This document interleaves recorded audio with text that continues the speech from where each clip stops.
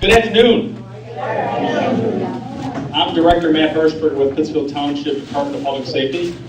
Thank you for coming out today. What a great showing of support.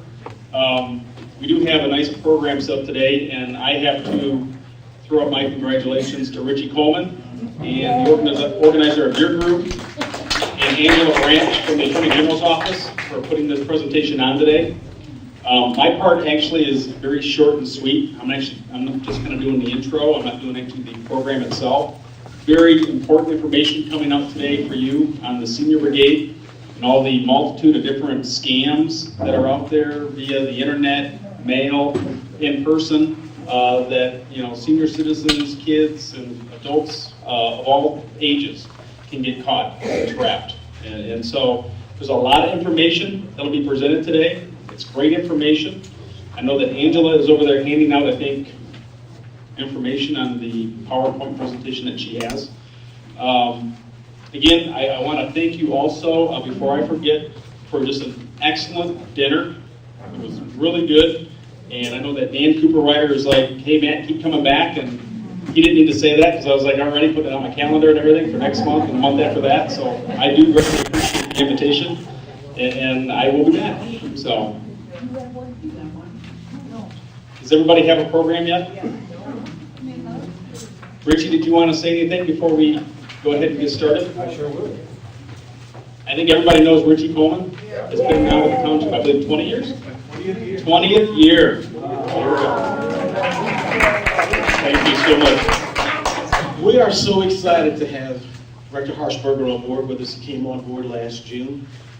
Great changes that are going on within the agency. I have some great help that's assisting now with all the outreach we're doing with crime prevention and all of our outreach with our community-oriented patrol officers. And you'll get a chance to see. And once I know they know that food's here, they'll come back. But one of the things which is why this program is so important, working with the Attorney General's Office and our personnel statewide with crime prevention. The impact of the phishing, P-H-I-S-I-N-G, phishing scams, the internet telephone scams now are just astronomical. This is a part of the ongoing education campaign that we're going to be doing with our efforts, with providing some articles for the newsletters and other updates. But this information today really will help kind of put some of this in perspective for you with how to make sure that you don't become a victim. And we've been doing great because I've had a lot of calls from the seniors, and Harold, who's here, he and I have been talking for the last couple of years. I have a stack of probably about 65 to 70 sweepstakes that he's won, probably $15, $20 million worth of fake checks that's in my office right now. But it's amazing that once you get that call, they use your telephone, they use your email address, they use the snail mail or postal mail as we call it. Still very actively going, but the key is don't become a victim and fall prey to the scams. One of the ones that we've just had a serious couple concerns about with individuals calling to say that your loved one is stranded and you need to send money. Okay, one of our victims that we did have a police report filed, I think it was almost up to $7,000 before he decided to call his grandson, to find out if his grandson was actually stranded over in Canada, and he was not. But once you wire that money, it's gone. So if it sounds too good to be true or something that you're skeptical about, make sure you put the phone down, hang it up, and I'm going to find out. They will try and call you back. One call I responded to from one of our seniors who called me, I called the number back. He was so angry about making the call to the police department, he called the gentleman back and said, you just missed out on a lot of money by giving the police a call. I couldn't believe that when he called me back and said, hey, the guy just called me and said I was in trouble because I lost a lot of money.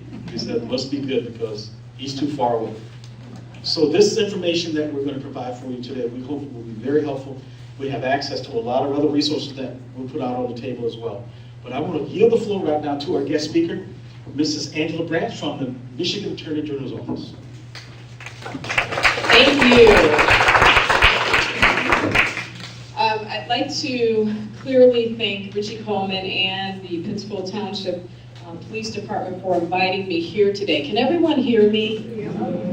I have to tell you, ladies and gentlemen, before I get started, I don't know who made all the food, but it was absolutely wonderful. I'd like to give you an applause. Thank you so much. It was delicious. delicious. Will you adopt me? Or I come back every time you have a pop-up? Twice a month. Okay, I'm going to put that on my calendar. I'm here today to talk to you all about a lot of the scams and schemes, as Richie just mentioned, that are going on today. And he just scratched the surface with a couple of them that he mentioned. Today I'm going to talk to you about our Senior Brigade program that the Attorney General developed to be able to address any issues and or concerns that you and I might have as the more mature population here in the state of Michigan. There's actually a website too, and I'll talk about that a little later, but today, again, we're going to talk about phone and mail scams. Now, there are three things that I hope to accomplish. Number one, I'm hoping that you will be able to better recognize or that you're more aware of various phone and mail scams today. The other thing that I hope to accomplish is that you know of additional ways to protect yourselves to avoid from becoming victims of these phone and mail scams. And then third, I'm in hopes that you'll have the tools that you need to be able to take action in the event that you're actually a victim of any of these scams. Now, I have a question for you before I start addressing the items on this particular slide.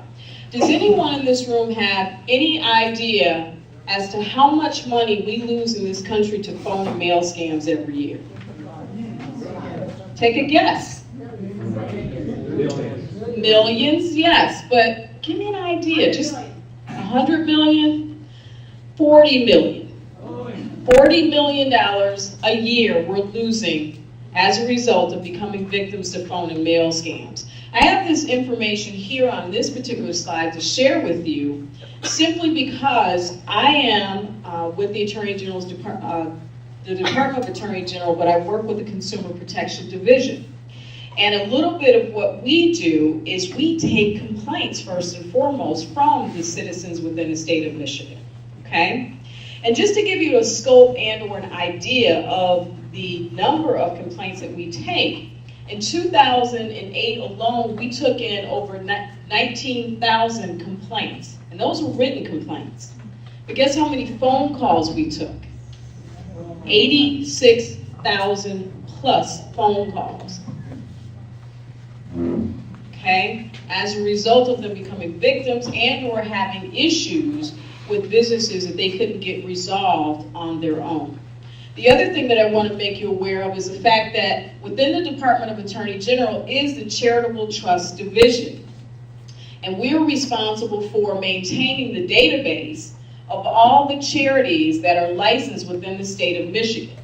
And I'm sharing this information with you because the very first thing that you and I are going to talk about today, or what we're going to talk about, are charitable organizations, sound-alike charitable organizations. I'm not here to discourage you from giving to charitable organizations. I would like for you to continue to give to those that you have been giving to, and to charitable organizations that you feel a need to give to. However, I want you to be aware of sound-alike charities. There was actually an individual that we caught up with right here in the state of Michigan who had over 200 charitable organizations that had toll-free numbers attached to those for us to call and donate money to, and all of them were fraudulent charitable organizations. So that's why we want to talk about sound-alike charitable organizations today, first and foremost. Now, I have a listing here of 3 different charitable organizations. Which one of those 3 do you think is the legitimate one? Someone said the third one. You're absolutely correct. The Arthritis Foundation is the legitimate one of the 3. Okay? One thing that I'd like to point out, the Arthritis Research Institute of America, though, that particular organization, 60% of your donation goes towards the fundraising and administrative costs, okay? 40% of your donation goes to the actual cause. One of the things that we need to be concerned with is the fact that even if we give to a charitable organization, we need to find out from them where or what percentage is actually going towards the cause as opposed to the fundraising and administrative cost.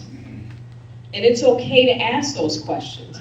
And especially if someone contacts you via the telephone, you need to ask those questions if you don't know before you donate any monies. And today, because of all the sound-alike charitable organizations, all these scams that are out there, you need to make sure that these people can answer your questions, and if they can't, don't give them your money. One of the things that we suggest that you do is keep a listing of all the charitable organizations that you normally give to, along with the amount of money that you normally give them. So in the event that you do get a call from someone that's from a fraudulent organization, you're going to know, even if the name sounds similar to the one that you normally give to, okay? Now, I'm going to let you listen to a phone call that an individual has taken from someone trying to solicit donations. Let's see how this person handles this phone call, and then I'm going to ask you some questions afterward.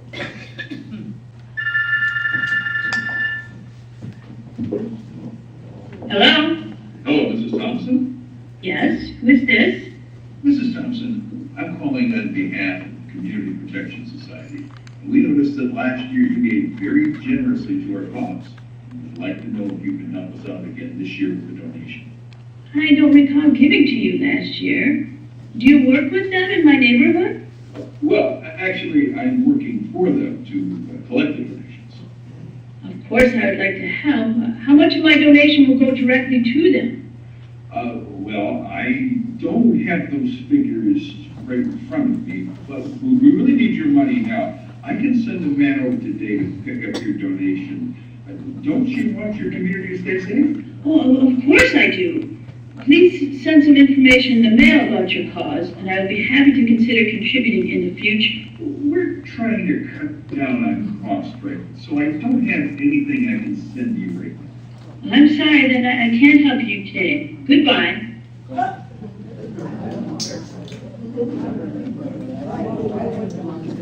Okay, how do you think that individual handled that phone call? She was very assertive, right? Absolutely. Now, one of the things that happened in that phone call when she tried to ask what percentage of her donation would go towards the cause as opposed to administrative costs, how did that caller act?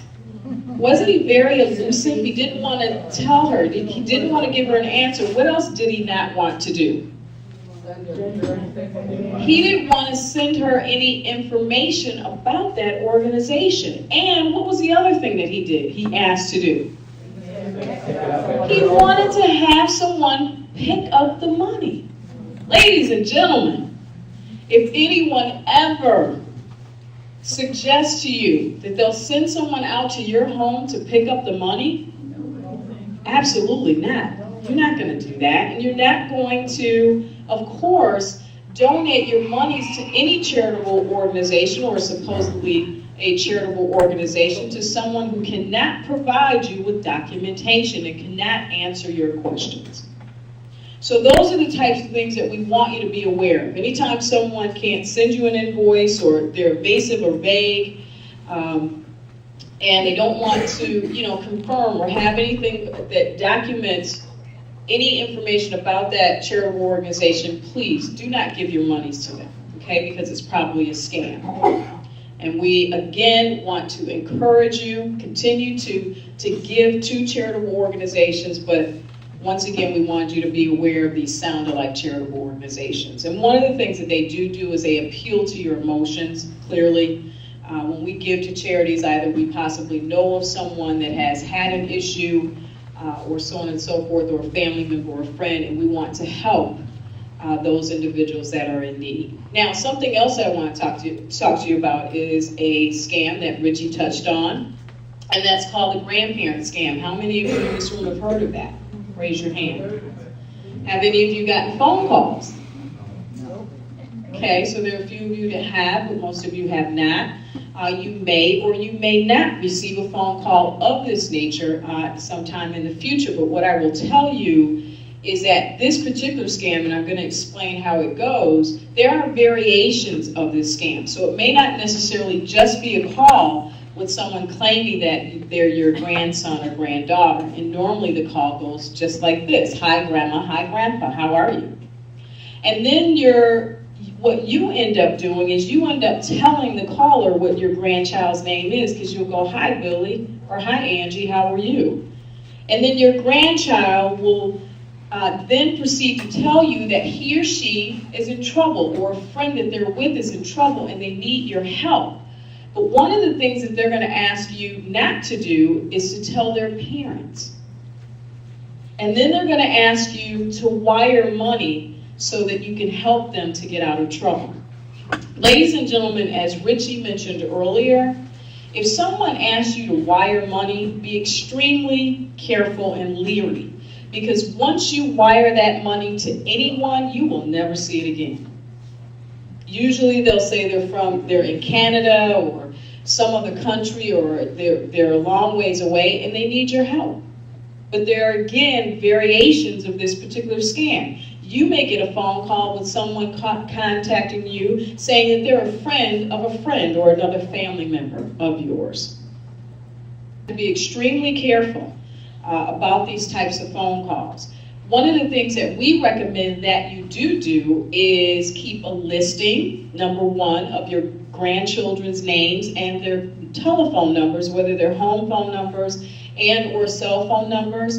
Keep a listing of their numbers. In the event that you do ever get a call like this, please try and contact, first and foremost, their parents. Even though they've asked you not to, you have to protect yourselves.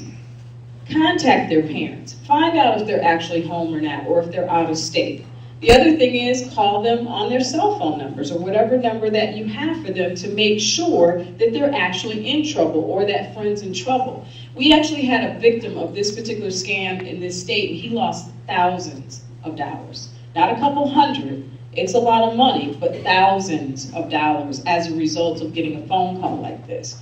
And you have to understand, again, just as with the charitable organizations, these con artists are trying to appeal to your emotions. Anytime that something goes on with our family members or close friends, what do we normally do? Or what do we want to normally do? We want to help them, and especially when it's our family members. And criminals know that, because they have family members too, okay? Now, again, we talked about avoiding victimization already, so I'll just skip over that. Now we're going to talk about phishing. Richie also touched on phishing. Phishing comes in many forms. How many of you have heard of phishing before? Every hand in this room should be raised, because I think we've all either been phishing before or know of someone that's been phishing before, right? But this is a different kind of phishing. What happens is, when we go fishing, we cast a huge net in hopes to capture a lot of fish at one time, right? Not in every situation or circumstance, but in this, as it relates to this form of fishing. With this form of fishing, which is a scam, what happens is an individual might send you an email message, or they might send you a letter through the mail.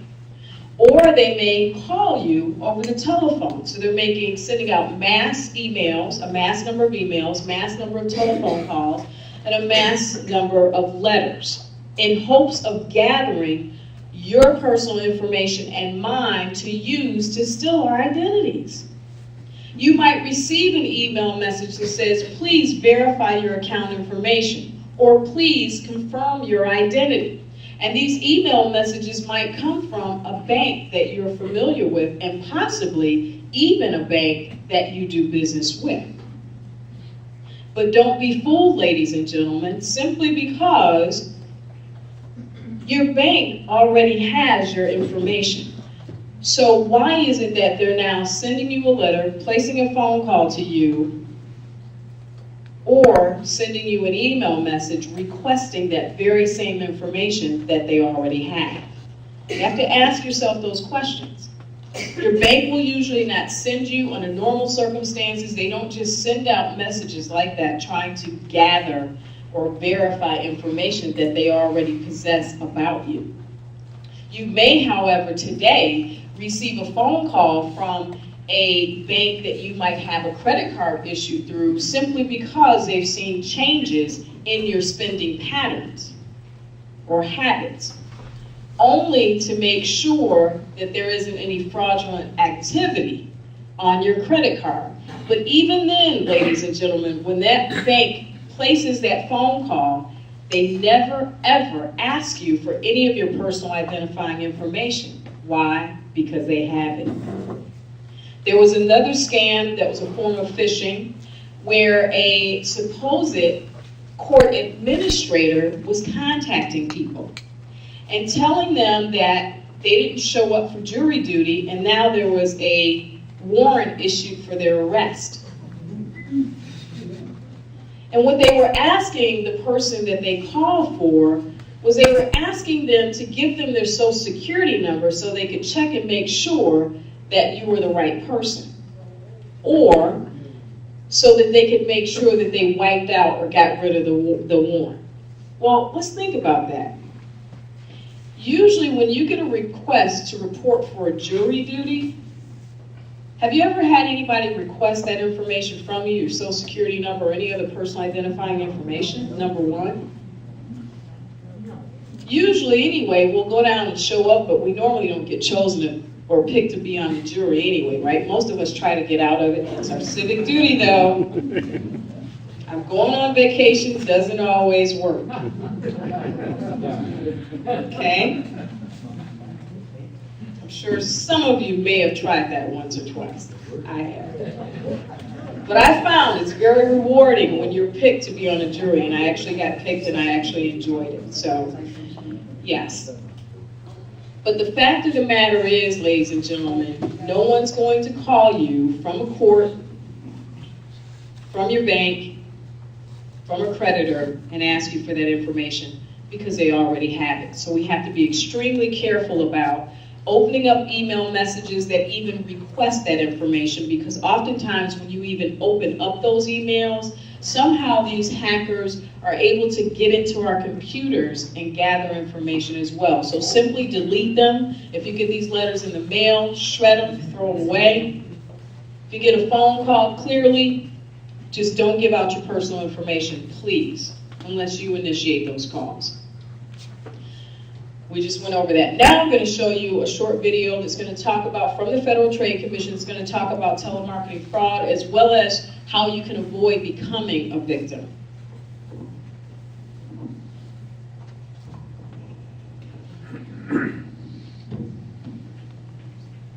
Telemarketing fraud is a crime that affects millions.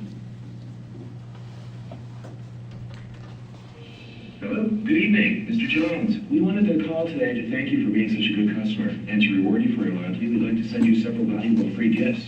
That sounds good. In order to do this, we just want to verify some of the information. They were just so friendly. I didn't know they were trying to rip me off.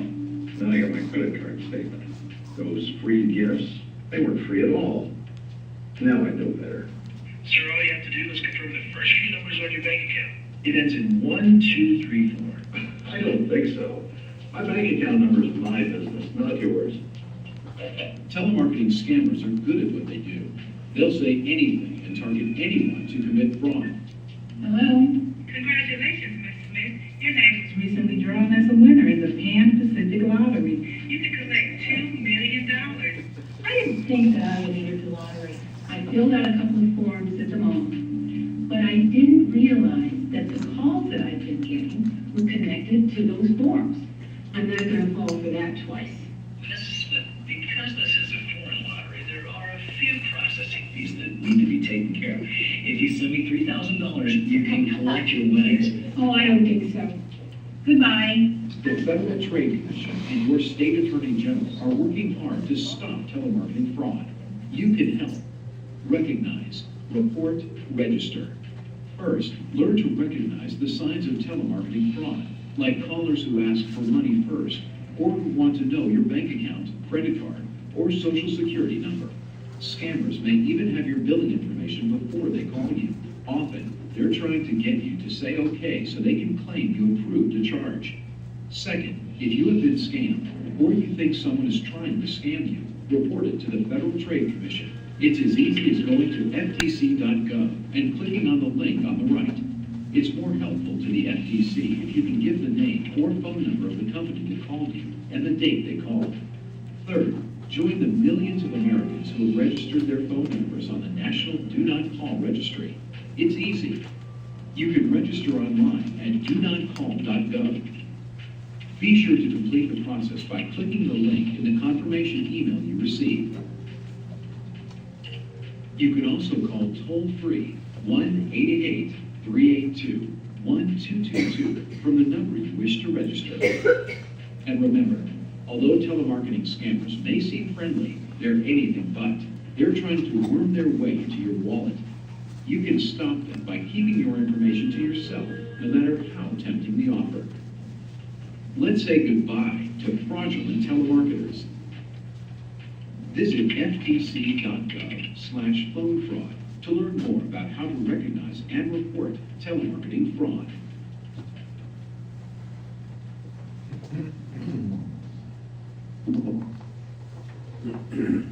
Okay. One of the things in that particular video from the Federal Trade Commission that they talked about was this particular lottery winning scam. Remember when the individual picked up the phone, the gentleman told her that she won thousands of dollars, but she had to send in approximately $3,000 in order to collect her winnings? Well, that was just the telephone call version of that, okay? So that was the phone call version of it. But this is the letter that you might actually receive in the mail. It says winning certificate, and it says enclosed check for assistance with fees in order to collect your $114,000. It says things like also urgency to call, okay? Strongly advised to keep this confidential. If I just want $114,000, do you think I'm going to keep it confidential? Heck no, I'm going to tell everybody. Well, maybe not everybody, but a couple people. Family members, right? But the fact of the matter is, number one, ladies and gentlemen, guess what? Your name has not been randomly drawn. Foreign lotteries are illegal to play with inside the United States. It's a scam. The other thing is they're asking you to send them, they're sending you a check, and they're asking you to cash it for almost $3,000. If they get $3,000 from 100 people, that's how much money they've just made. And that's all this is, because you'll never see the $114,000. That's how they're making their money. Someone else mentioned earlier in this room that I was talking to, they said, you know, there was this millionaire that said he could teach you how to be a millionaire. Well, what he was doing was having everybody send him $1 through the mail. If you get 1 million people to send you a dollar bill, you just made $1 million. So who becomes a millionaire? He does. Because he's getting all the money. It's a scam. As Richie mentioned earlier, if something sounds too good to be true, ladies and gentlemen, guess what? It is.